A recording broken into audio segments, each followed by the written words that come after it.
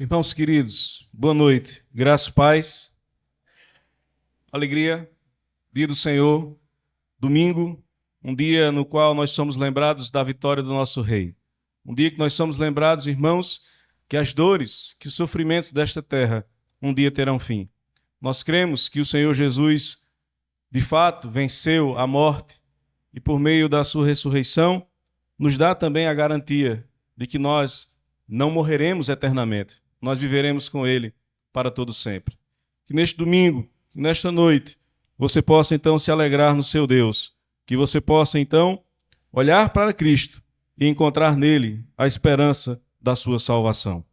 Meus irmãos, vos convido a abrir a palavra do Senhor no livro dos Juízes, capítulo 1.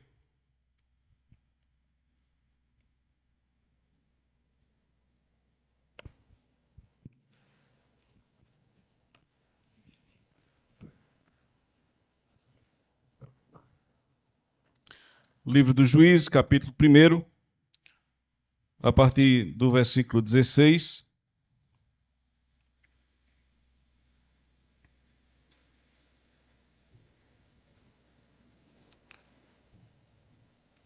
Nós leremos até o capítulo 2, versículo 5. Capítulo 1 de Juízes, versículo 16 do primeiro capítulo. E nós leremos até o versículo 5 do capítulo número 2.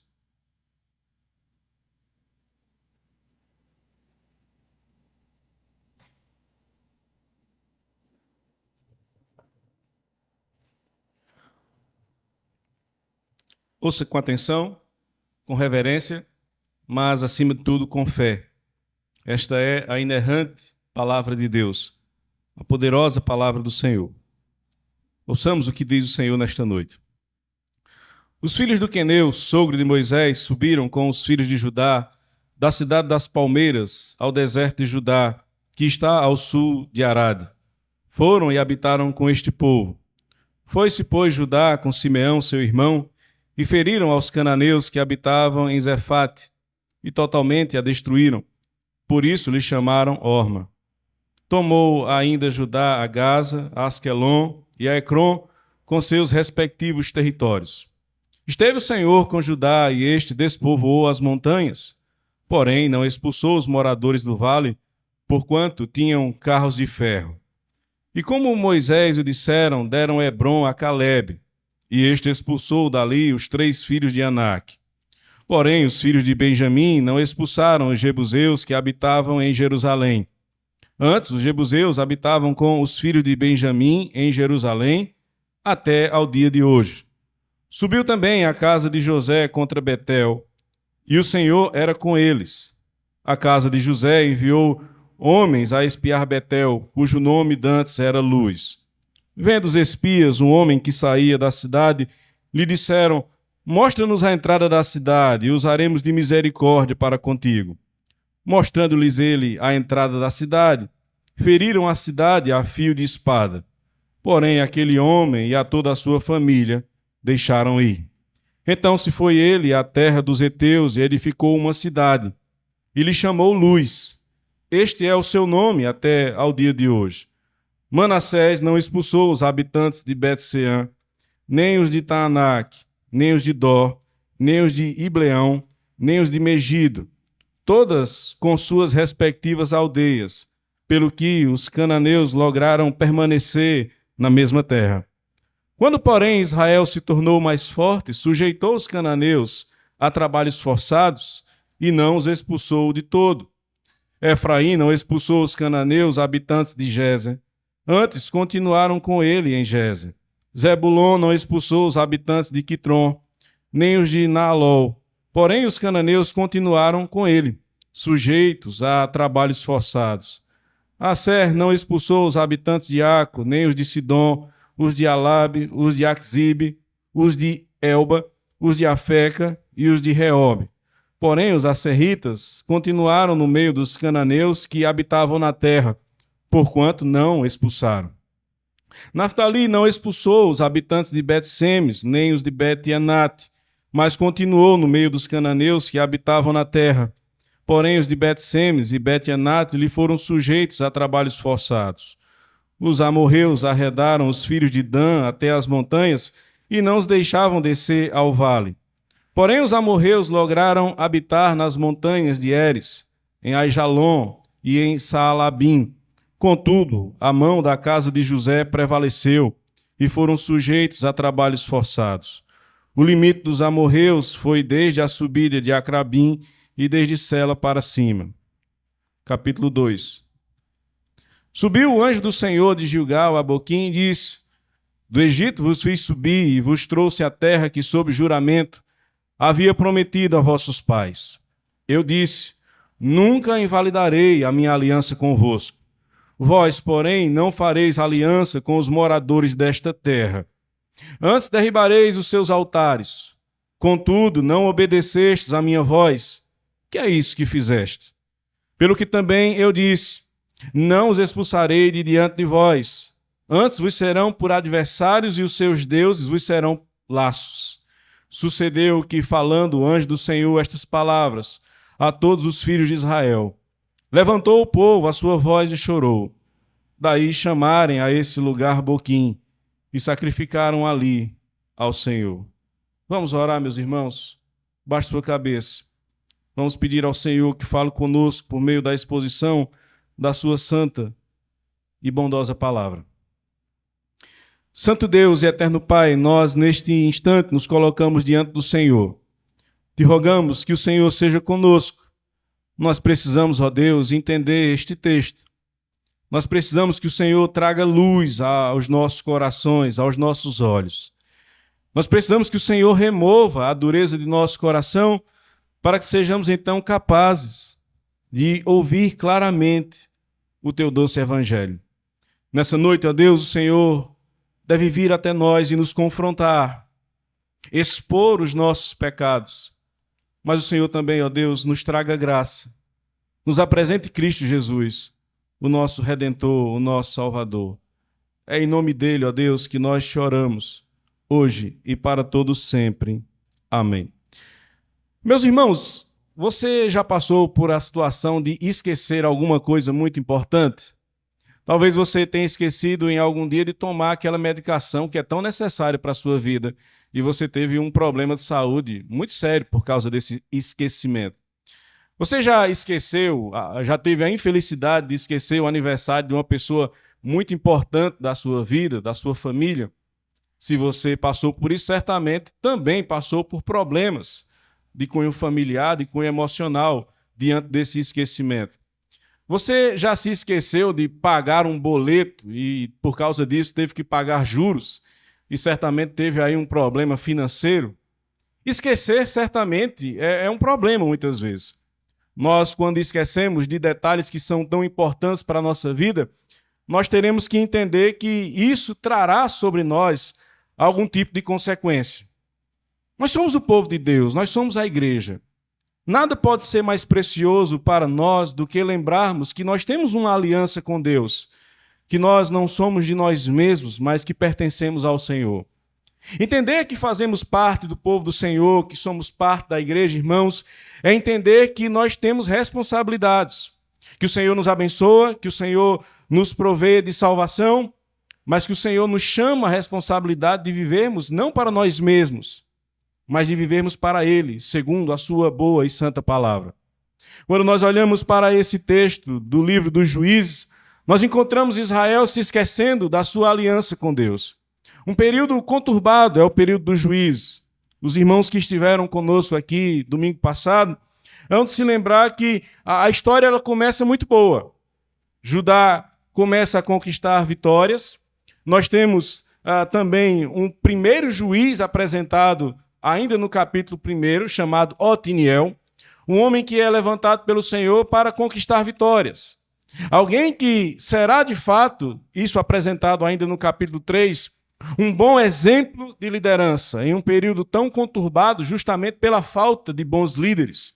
Líderes segundo o coração de Deus, líderes que amem ao Senhor, que sirvam ao Senhor com integridade. Agora, no capítulo 1, a partir do versículo 16, nós veremos que a situação ela começa a mudar. Nós não teremos mais um cenário tão positivo. nós não teremos um cenário mais de coisas positivas para serem vistas, para serem ditas, mas justamente o contrário. Nós começamos a perceber como há um distanciamento do povo de Israel com relação ao Senhor. Um povo que começa a distanciar-se de Deus, que começa a se esquecer dos princípios que o Senhor deu para este povo viver e obedecer. Certamente, irmãos, que nós precisamos entender que há consequências quando nós nos esquecemos de quem somos, de quem é o nosso Deus. Nos esquecemos de quem é, de fato, aquele que reina sobre nós. Esquecemos da nossa aliança com Deus. Será justamente sobre isso, irmãos, que nós, então, meditaremos nesta noite. Os convido a refletirem comigo sobre o seguinte tema: esquecendo da aliança de Deus. O tema desta noite: esquecendo da aliança de Deus. O que é que acontece quando você que está sentado aqui nesta noite se esquece da sua aliança com Deus? Em primeiro lugar, nós veremos do versículo 16 ao 33 que uma das consequências é deixarmos de cumprir aquilo que Deus nos ordenou. Veja o que é que vai nos dizer o texto a partir do versículo de número 16. O texto, irmãos, começa falando de um povo que ele não é tão conhecido no nosso cotidiano. Certamente que muitos aqui talvez não conheçam quem são os filhos do Queneu. E quem é este Queneu? O texto nos apresenta. É o sogro de Moisés. Moisés, ele convidou este povo, que era da terra de Midian, a se juntarem a ele na conquista da terra prometida. Então, este povo que era uma família, um clã, pertencente aos midianitas, eles passam a fazer parte do povo de Israel. Eles são, então, convidados a estarem com Israel nessa conquista. Diz o texto que eles saíram da cidade das Palmeiras, que era no deserto de Judá. Nós não temos como precisar que cidade seria essa, embora muitos possam descrever a cidade de Jericó. Outros dizem que é apenas um nome em relação ao lugar, que tinha muitas palmeiras e por isso ficou um nome genérico à cidade das Palmeiras. Mas o fato é que este povo, os queneus, eles vão subir com Judá na batalha e eles vão habitar uma cidade chamada Arad. E nós temos aqui, irmãos, embora o texto não deixe de forma clara, o primeiro problema, a primeira dificuldade. Porque diz o texto que os queneus, que estão junto com Judá, eles vão habitar esta cidade de Arad e eles vão viver tranquilamente com o povo que ali está. Eu preciso lembrar a você de alguns detalhes. O livro dos Juízes, ele é um livro que mostra a conquista da terra de forma plena, que mostra o povo se estabelecendo na terra que Deus prometeu a eles, a terra de Canaã, mas que também mostra um caráter muito importante. Aqui há o anúncio do juízo de Deus, da justiça de Deus sendo trazida a este mundo. O pensamento de que a vida é minha, eu não preciso dar conta a ninguém, é mostrado aqui no livro dos Juízes que não se sustenta. E, na verdade, cada um de nós é chamado diante do Senhor para prestação de contas daquilo que nós fazemos. Se nós não amamos e servimos ao Senhor, saibamos que, em algum momento, nós estaremos diante do seu tribunal.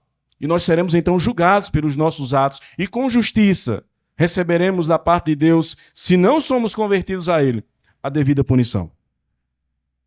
Mas o que é que importa esses queneus não conquistarem esta terra?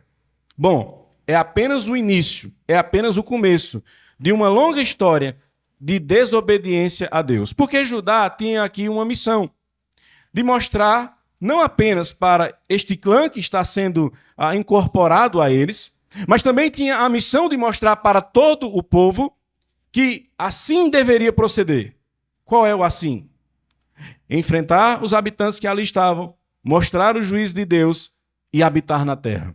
Por que eles deveriam fazer isso? Ora, veja comigo no versículo 1 do capítulo 1, segundo nós vimos na semana passada, o texto diz que o povo consultou ao Senhor dizendo: quem dentre nós primeiro subirá aos cananeus para pelejar contra eles? Respondeu o Senhor: Judá subirá. Judá então tinha uma responsabilidade muito grande, porque seria a primeira tribo, o primeiro grupo do povo de Israel que iria para a batalha. Ele seria um exemplo. Ele seria um modelo de como todo o povo de Israel deveria então se comportar.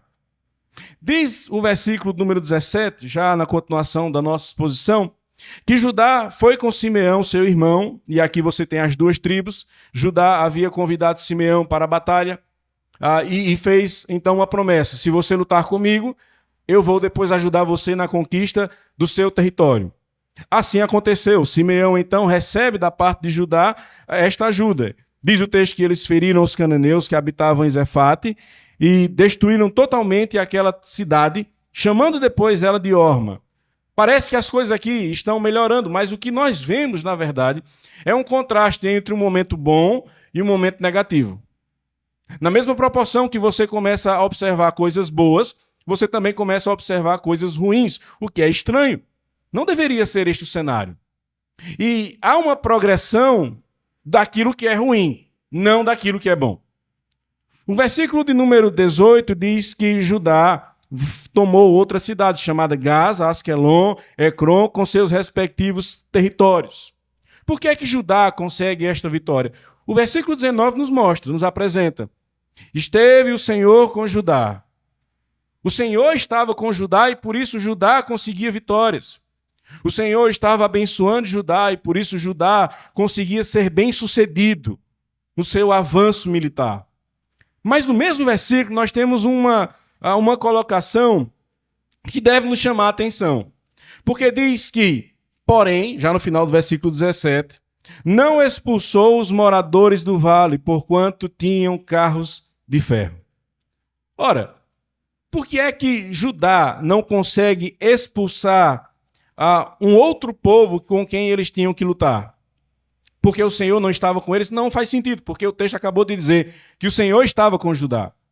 Provavelmente o que nós temos aqui da parte de Judá é um medo, já que havia uma tecnologia maior por parte daqueles que eles iriam enfrentar no vale. Judá talvez se acovardou e pensou, não vale a pena entrar nesta batalha porque nós perderemos. E você percebe como, novamente, você tem uma situação boa, você tem uma situação ruim. Judá deveria ter confiado no Senhor e ido para a batalha. Independente dos carros de guerra que os seus inimigos tivessem, o que daria vitória a Judá não era se eles teriam um grande poderio militar. A vitória de Judá seria dada pelo Senhor como foi dada em outros momentos. Toda a história do povo de Deus se baseia em uma única coisa. Nós devemos confiar no Senhor. Nós devemos obedecer ao Senhor. E nós devemos prosseguir em fazer a obra do Senhor. Não é pela nossa força, não é pela nossa capacidade, não é pela nossa astúcia e inteligência, mas pelo fato de que o Senhor é conosco. Judá se esqueceu disso. Continua-se o texto e diz que eles, pelo menos, lembraram da promessa que Moisés havia feito a Calebe, deram a ele uma cidade, a cidade de Hebrom, mas o versículo 21 novamente traz uma notícia ruim. Porém, os filhos de Benjamim não expulsaram os jebuseus que habitavam em Jerusalém.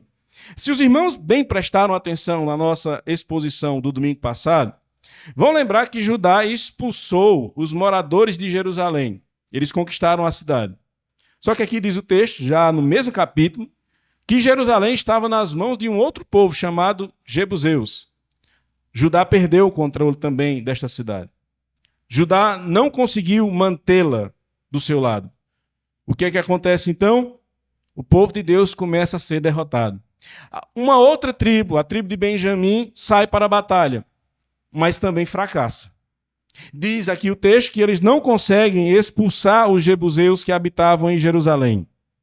Mas há algo pior. Há algo pior do que eles não conseguirem expulsar, porque diz que eles passaram a habitar com esses jebuseus na cidade de Jerusalém. Você tem agora um outro padrão. Não apenas a derrota, mas você tem a convivência. Você tem aqueles que são inimigos do Senhor, que deveriam receber a justiça de Deus, agora convivendo pacificamente com o povo de Deus. O padrão está mudando completamente. Diz o versículo 22 que a casa de José subiu contra Betel. Quem é esta casa? Na verdade, aqui nós temos duas tribos. Nós temos Efraim, que é uma das tribos que é um dos filhos de José, e nós temos também Manassés. São duas tribos. Por alguma razão, o autor do livro dos Juízes escolheu não colocar o nome das duas tribos, mas colocando apenas a casa de José. E nós temos, irmãos, um texto aqui que ele pode nos confundir. Porque você pode pensar que aqui tem uma situação boa. Porque diz o texto que, primeiramente, o Senhor é com eles, que eles vão conquistar uma cidade chamada Luz, e nós temos a impressão de que as coisas vão melhorar, mas não vão. Por quê? Diz o versículo 24 que os espias viram um homem que saía da cidade, lhe disseram: mostra-nos a entrada da cidade e usaremos de misericórdia para contigo. Opa, nós já vimos essa história em algum lugar. Josué, quando o povo de Israel vai conquistar a cidade de Jericó, os espias que são enviados por Josué, eles encontram uma mulher chamada Raabe. Raabe vai ajudar os espias vão usar de misericórdia com Raabe, e depois de conquistar a cidade, Raabe não apenas é livre da ação que haveria sobre Jericó, mas passa a fazer parte do povo de Israel. Aqui nós temos algo semelhante? Não. Não temos. Por quê? Primeiramente, Raabe vai até os espias e diz que ouviu falar sobre os feitos de Deus e que por isso agora ela confia no Senhor. Ao ponto de que ela vai fazer parte da genealogia do Senhor Jesus Cristo. Ela tem fé em Deus e por isso ela faz parte do povo de Deus. Não é este o cenário que você tem aqui. Porque, na verdade, eles encontram moradores da cidade e eles fazem um acordo. Que nada envolve o crer em Deus, obedecer a Deus e conversão a Deus. Simplesmente eles dizem: se você nos ajudar a entrar na cidade, nós usaremos de misericórdia. O que é que acontece no final dessa história? Eles conseguem a vitória, permitem que esse grupo saia da cidade, e este grupo vai viver em uma outra terra e vai fundar praticamente a mesma cidade que deveria ter sido destruída pelo povo de Israel. Ou seja, a obra do Senhor, ela não está sendo realizada. Na verdade, o que você vê aqui é o povo de Deus indo por um caminho esquisito, no qual eles começam a fazer concessões, no qual eles começam a entender uma forma diferente de agir daquilo que Deus havia determinado. E isso, certamente, irmãos, é um problema. Todas as vezes que o povo de Deus pensa em viver diferente daquilo que Deus determina, concessões são feitas com o pecado, situações pecaminosas são permitidas, e tudo aquilo que é permissivo passa a fazer parte do povo de Deus. Onde deveria haver santidade e obediência a Deus, passa a haver desobediência ao Senhor e desonra ao nome dele. É o que está acontecendo. As outras tribos também vão falhar, diz o versículo 27, Manassés não expulsou. Quando Israel se tornou mais forte, versículo 28, o que é que eles fazem? Eles vão sujeitar os cananeus a trabalhos forçados. Deus disse: destruam, mostrem a minha justiça. Eles não fazem isso. Efraim segue o exemplo, Zebulon, Assé, todos esses vão fazer a mesma coisa. Naftali, todos eles, assim como a tribo de Dan, vão fazer exatamente a mesma coisa. Eles não conseguem expulsar os moradores da terra, eles não conseguem uma vitória, e eles passam a conviver com aquele povo que deveria receber a ira justa de Deus. Eles fazem totalmente o contrário daquilo que Deus disse. Eles fazem aquilo que eles entendem ser o melhor. O livro dos Juízes, irmãos, ele tem um versículo-chave.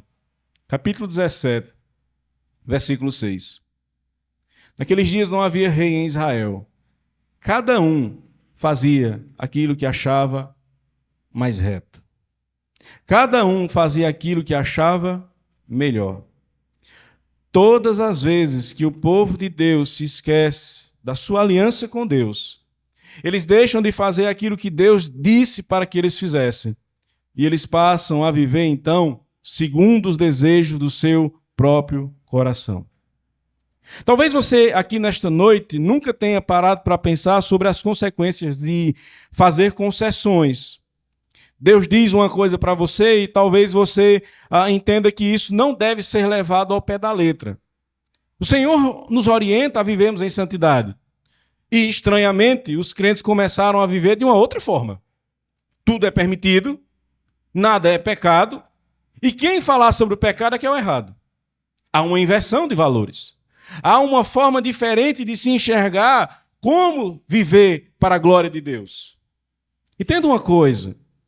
Se você desobedece ao Senhor, se você não se preocupa com a lei de Deus, se você não guarda ela no seu coração, se a palavra de Deus não é de fato um instrumento que vai guiar você nas suas decisões, você viverá como um ímpio. Você viverá como um pagão. Você não será um servo de Deus. Você viverá segundo os desejos do seu coração. E, meu irmão, nesta noite o Senhor te lembra de uma coisa. Não é isso que Ele quer para você. Porque o que é que impede você de fazer a vontade de Deus? O que é que limita você a ser de fato alguém obediente a Deus? Eu respondo para você. O seu coração. O seu coração é pecaminoso, o seu coração é mau. O seu coração é idólatra. O seu coração possui tudo aquilo de pior que você possa imaginar. Qual é então a solução para tudo isso? Qual é a solução que você pode apresentar para as concessões que você faz ao seu pecado?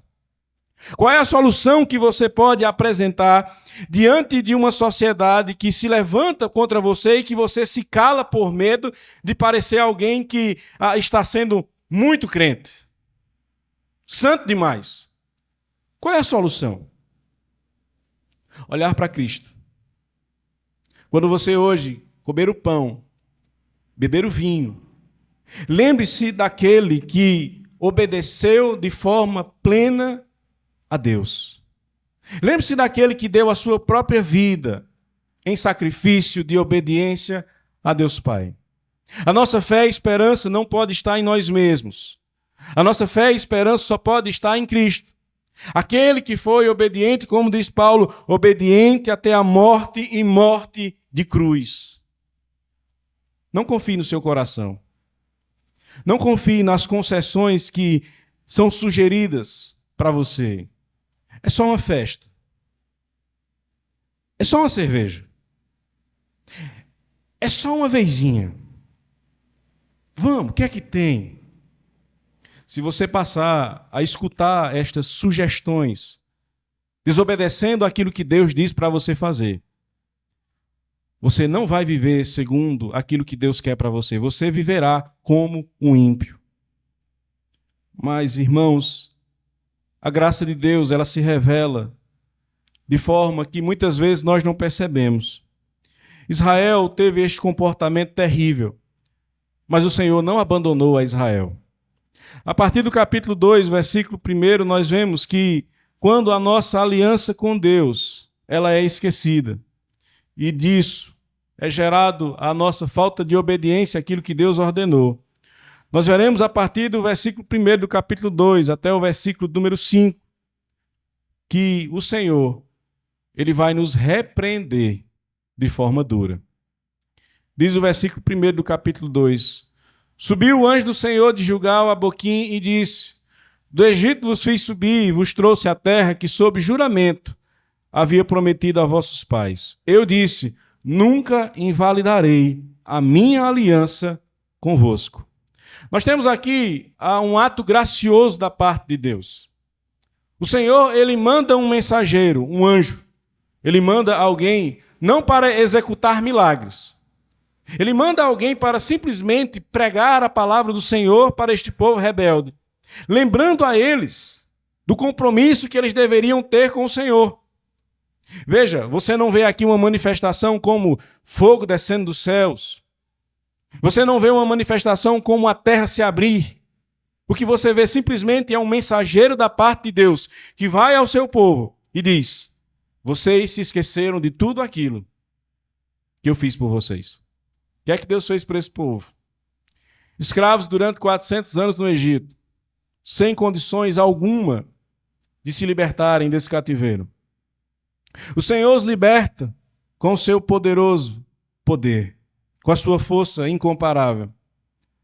Dá liberdade a este povo. Faz com que eles atravessem o mar vermelho a pés enxutos. Você conhece a história. Você sabe exatamente aquilo que Deus fez por Israel. E como o Senhor sustentou Israel no deserto, apesar da murmuração, da reclamação, o Senhor proveu tudo aquilo que era necessário para que eles continuassem a sobreviver. e usar a vida deles em louvor e gratidão a Deus, mas Israel não fez isso. E mais uma vez aqui, novamente aqui, o Senhor envia um mensageiro para lembrar este povo: vocês se esqueceram da aliança que eu fiz com vocês. Vocês se esqueceram daquilo que eu fiz por vocês. Vocês se esqueceram das bênçãos que eu derramei no coração de vocês. Versículo 2, ele lembra: eu disse para vocês, não façam aliança com os moradores desta terra. Como nós vimos, eles fizeram, passaram a viver entre eles.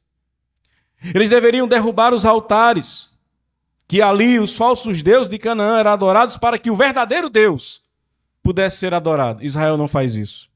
Israel se torna tão idólatra quanto o povo de Canaã. Versículo 3, então o Senhor é duro com eles. Pelo que também eu disse, não os expulsarei de diante de vós. Antes vos serão por adversários e os seus deuses vos serão laços. O Senhor agora diz para este povo: vocês não querem viver como ímpios? Vocês não querem me desobedecer, me desonrar?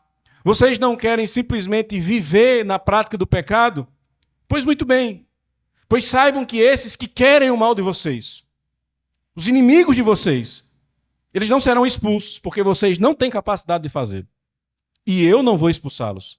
Eles vão ficar no meio de vocês. Vocês serão penalizados. E daqui para frente começa então um ciclo na história do povo de Israel. Juiz vai mostrar constantemente este povo sendo penalizado, sendo oprimido pelos povos que ali viviam. Vai mostrar também a graça de Deus, a misericórdia de Deus, porque é isso também que esse texto nos revela, da misericórdia do Senhor. O Senhor fez tudo por este povo virou as costas, mas o Senhor vem com a pregação, vem com a mensagem, para despertá-los dos seus pecados, para mostrar a eles que eles não podem viver como querem, que é necessário mudança, é necessário arrependimento, é necessário transformação de vida. É isso que Deus faz com o seu povo todas as vezes que ele peca. Diz o versículo 4, que quando o anjo falava, todo o povo dos filhos de Israel levantou sua voz e chorou. Nós temos aqui, irmãos, algo precioso. Por vezes nós esperamos que algo extraordinário possa acontecer em nossa vida, para que então, de fato, possamos despertar diante dos nossos pecados. Mas não é isso que, de fato, nós vemos quando olhamos para a palavra de Deus. Pelo contrário, todas as vezes em que a palavra é pregada na Escritura, o Espírito Santo de Deus age no coração dos pecadores, levando eles ao arrependimento, à conversão, à transformação de vidas. A pregação da palavra é o instrumento que o Senhor usa, domingo após domingo, para nos lembrar como deve ser o nosso procedimento, como nós devemos nos comportar nesta terra, de como nós devemos viver para a glória de Deus. Você não precisa que um anjo sacuda a sua rede de madrugada. Você não precisa que algo espetacular aconteça na sua vida. Você precisa simplesmente se render diante da pregação da palavra. O seu coração tem que voltar a arder quando a pregação da palavra estiver sendo exposta diante de você. Nesse momento, como não recordar das palavras do Senhor Jesus, quando ele encontra 2 discípulos que não entenderam a sua obra, o seu ministério. O Evangelho de Lucas nos mostra isso. Quando ele vai dizer, honestos e tardos de coração, para crer tudo aquilo que Deus já revelou na Escritura. E naquele texto o Senhor então vai expor a Escritura, começando de Moisés até os profetas, mostrando tudo aquilo que era concernente a Cristo, o que era necessário Cristo realizar, o que era necessário este povo fazer, como eles deveriam se comportar. E o final do texto, então, aqueles 2 discípulos dizem, por acaso não nos ardia o coração quando ele expôs as Escrituras? Infelizmente, meus irmãos, nós vivemos em uma geração muito mimada, extremamente imatura.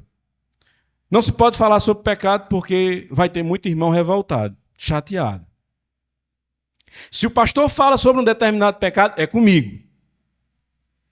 E eu não quero que fale sobre o meu pecado. Mas você necessita que se fale sobre o seu pecado. É o remédio da sua alma. É a forma como Deus vai curar você. É a forma como Deus vai transformar o seu coração pecaminoso. É a forma como, de fato, você poderá ser transformado, meu irmão. Não viva de toda forma, não viva de todo jeito. Não seja rebelde à pregação da palavra. Ouça aquilo que Deus diz a você. Ouça com graça, com alegria. Entenda que é misericórdia da parte de Deus quando Ele vem ao seu coração e expõe os seus pecados. E mostra de forma clara, à luz do Evangelho, quais são os seus erros e da necessidade que você tem de transformação, mas acima de tudo, da necessidade que nós temos de um Salvador, e este Salvador é Cristo. Não há esperança em um outro lugar. Não há para nós qualquer outra chance de transformação se não for nos rendermos aos pés do nosso Senhor e Salvador Jesus Cristo. E nesta noite, você então seja lembrado de forma muito clara pelo Deus a quem você diz servir, que todas as vezes que você pecar, será por meio da pregação da palavra, uma pregação dura, uma pregação firme, mas necessária e graciosa, que mudará você, que transformará você, que fará você enxergar que você não pode viver como os ímpios vivem, que você não pode viver se esquecendo da sua aliança com Deus. Nós temos, meus irmãos, alguns desafios, conselhos práticos, que nos são importantes de serem lembrados nesta noite. Em primeiro lugar, você foi chamado para ser diferente, você não foi chamado para ser como os demais. Você está em uma sociedade extremamente corrompida. Você está em uma sociedade que abraçou todo o mal e corrupção, como se fosse a melhor coisa do mundo. No meio dessa geração pervertida e corrupta, o seu papel é ser luz e sal. E você só poderá ser luz e sal se você observar os mandamentos que Deus dá para a sua vida. Não é opcional você ser santo, Deus chama você para ser. Ser santo, meu irmão, é a condição que você deve buscar diariamente. Porque eu sinto muito lhe dizer, se você acha que ser santo não é para você, você ainda não se converteu. Você ainda não se rendeu aos pés de Cristo. Porque o que você precisa entender é, Senhor, eu sou pecador. Eu estou falhando. Eu estou vivendo exatamente como o mundo vive. Mas eu preciso ser transformado, Senhor. Que o Senhor derrame graça na minha vida. Que o Senhor use da tua misericórdia, Senhor, para que eu não seja mais como eu era. Mas que a partir de hoje eu possa imitar a ti. Viver não segundo os padrões deste mundo, mas buscar obedecer a tua santa palavra. Que nesta noite o Senhor então possa te lembrar, meu irmão, que para você, de fato, ser parte do povo de Deus, você deve obedecê-lo. Você não pode fazer concessões com o pecado. Que você não pode achar que a vida é isso mesmo. Que eu vivo como quero e está muito bom. Você precisa da pregação da palavra. Você não precisa de pregação que passe a mão na sua cabeça, que faça carinho em você, que diga que você é um tesouro diante dos olhos de Deus. Você precisa de uma pregação que diga que você é pecador.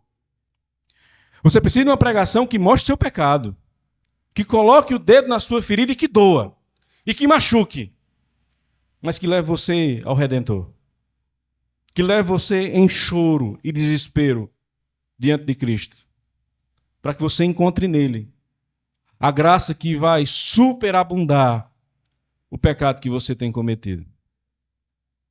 Esquecer-se é ruim, irmãos. Esquecer do aniversário de uma pessoa que você gosta é terrível. Esquecer de pagar um boleto é péssimo. Esquecer de tomar um remédio certamente vai trazer consequências para a sua vida. Esquecer-se da sua aliança com Deus e viver como o mundo e rejeitar a pregação que confronta você será o grande desastre da sua caminhada.